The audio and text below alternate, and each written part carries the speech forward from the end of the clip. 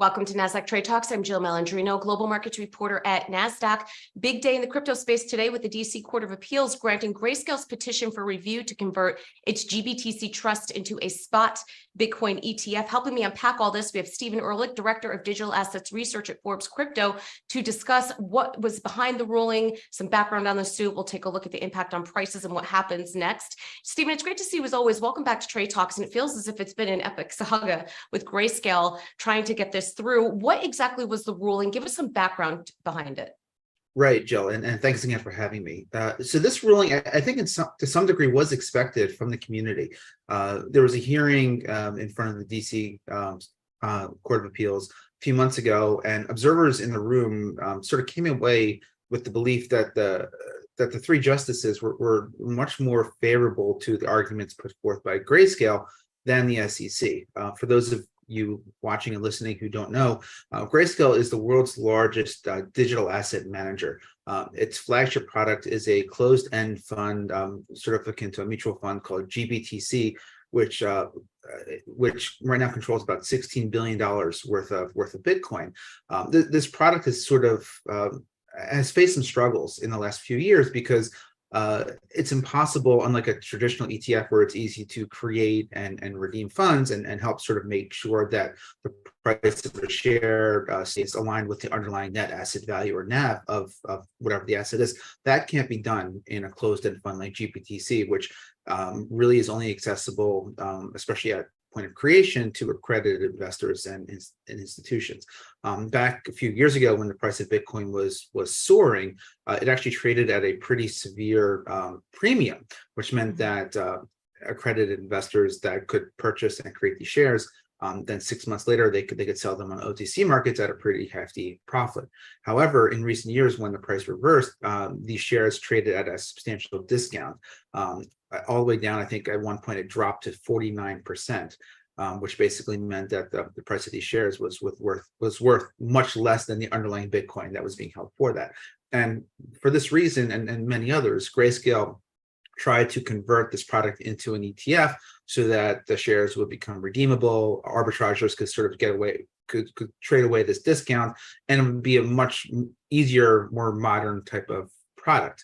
However, the SEC in this case and dozens of others, virtually every ETF application for a spot Bitcoin ETF that has come before it has rejected it, primarily arguing that it's impossible for any of these issuers and the exchanges on which they would list to sort of ensure that the underlying spot Bitcoin markets are free and clear of fraud and manipulation, which is one of the requirements under the Securities and Exchange Act. So, Stephen, let me stop you for a minute here. Two questions. This ruling doesn't mean that the ETF has been approved, right? And we just want to make that distinction. And then secondly, there's futures ETFs, right? So who's to see? I mean, if you can have a futures product, you can't have the spot product. Kind of seems Correct. like one would come before the other. Right, you're both on both. You're correct on both accounts, Jill.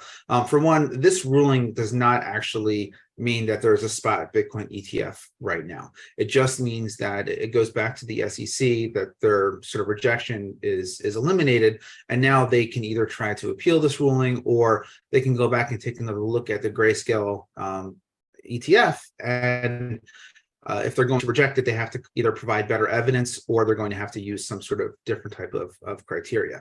The second question you just mentioned, though, Jill, I think is the most important one that people have been asking in the industry for years, which is that there are Bitcoin ETFs out there. They just are futures ETFs, which basically mean that the price of those assets are reflective of essentially the underlying cash price of a monthly futures ETF.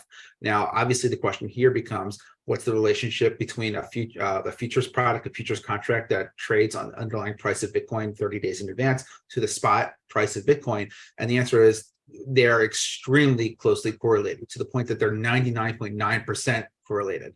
So with Grayscale and plenty of other issuers out there and just industry advocates, they keep asking the question, well, why is it possible for the SEC to approve a futures ETF whose value is based almost entirely on the spot price of Bitcoin if they won't approve a spot one? And basically that was the question that was put before this panel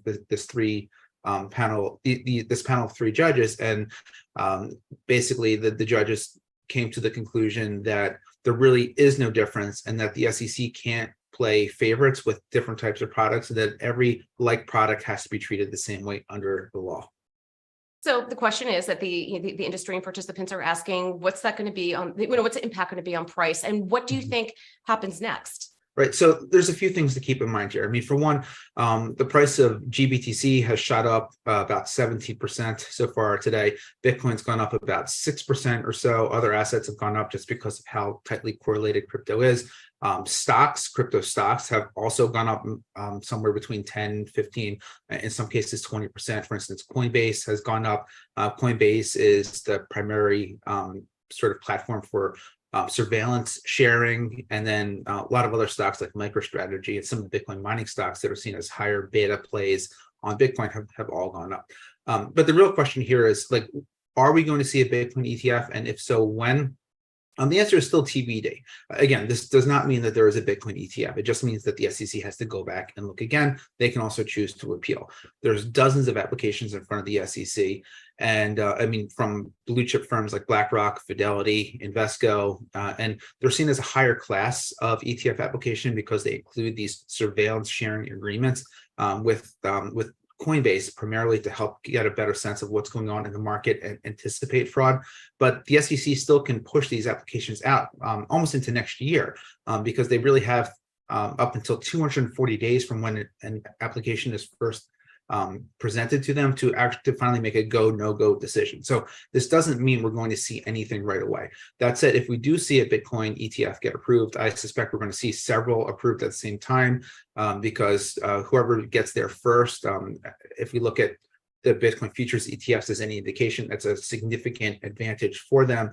And it really could usher in a new era of crypto adoption, because what that means is that anybody that has a Robinhood account, a Fidelity account, any type of brokerage account, they can just buy a share of this, like they buy a share of Apple or Tesla or Meta or whatever, and they don't have to deal with the headache of opening up a wallet or buying a hardware wallet and setting up an account at Coinbase and going through all those steps that can, and hooking up bank accounts and all the steps that can really be inhibiting for somebody that's just casually trying to get exposure to crypto. So I think the chances of this happening have gone up considerably because of this ruling. And when that comes, there is a chance that we're going to see a significant flood of money come into the space.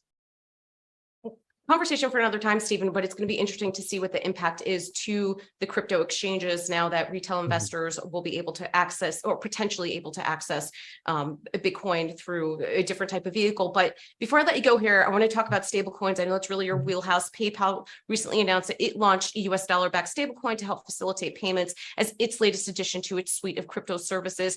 Give us some quick background on that. And then for people who are not familiar with crypto, why would they migrate into that when they can still use regular PayPal, a Venmo, a Zelle? Yeah, that's a really great question. I mean, we've talked before, Jill, about the flurry of crypto legislation that's working its way through Congress. And I think we've gone further than the industry ever has before in getting some crypto-specific bills to provide regulatory clarity to the space. Stablecoins is one piece of legislation that I think is closer than others to finally getting across the finish line. And stablecoins, as you know, are digital tokens designed to reflect a price peg with some sort of underlying asset, usually the US dollar, and that's, at least for the dollars, that's about $130 billion business.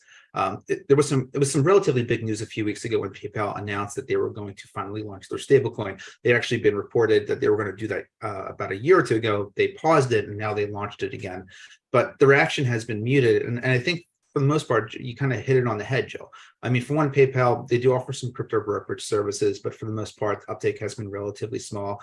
PYUSD, which is PayPal stablecoins market cap, is only about, I think, $48 million. Market leader Tether is over $80 billion. So there's a big difference there. And I think one of the big reasons is people are wondering, like, I think I saw a joke on Twitter. So now with PayPal, people can send money electronically, peer-to-peer, anywhere in the world. And the joke was, well, can't they do that already? There are some legitimate uses for stablecoins. Folks around the world use it for trading. It's a way of getting exposure to the US dollar if you live in a country with high inflation, so on and so forth. But for PayPal, I think some suspect that this is just a money grab trying to get access to dollars that they can invest in treasuries to generate yield and sort of be a little bit crypto focused.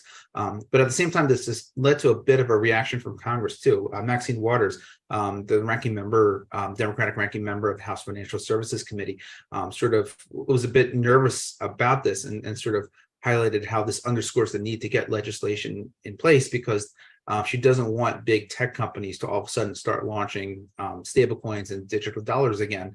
We all remember sort of the controversy that surrounded Facebook when it tried to launch Libra back in 2019. And I think they want to get a handle on that. So I don't think PayPal is going to be the last big company to do this. But at the same time, I don't suspect that PYUSD is going to become a big game changer for them either. Right. And in the last minute here, Stephen, are centralized stablecoins antithesis to the ethos of crypto, or does that even matter anymore? Yeah, I mean, that's the $1 million question for anything in crypto. Like how much centralization is acceptable in a decentralized world? I mean, we talk about centralized exchanges like Coinbase and Binance, and most stable coins themselves, the largest ones, Tether and Circle, are centralized entities as well. And there's always going to be that. I think there needs to be that type of balance of trying to find certain elements of centralization to create easy on-ramps, but at the same time, not going so far to the centralized side that you kind of lose crypto's sense of self. There are some efforts at creating more decentralized stablecoins out there, but at the same time, those have not proven to be as resilient as the centralized brethren. So this is a question that's going to continue to be debated moving forward. All right, Stephen, appreciate the insight as always. Thanks for joining us on Trade Talks. I'm Jill Malandrino, Global Markets Reporter at Nasdaq. Thanks, Jill.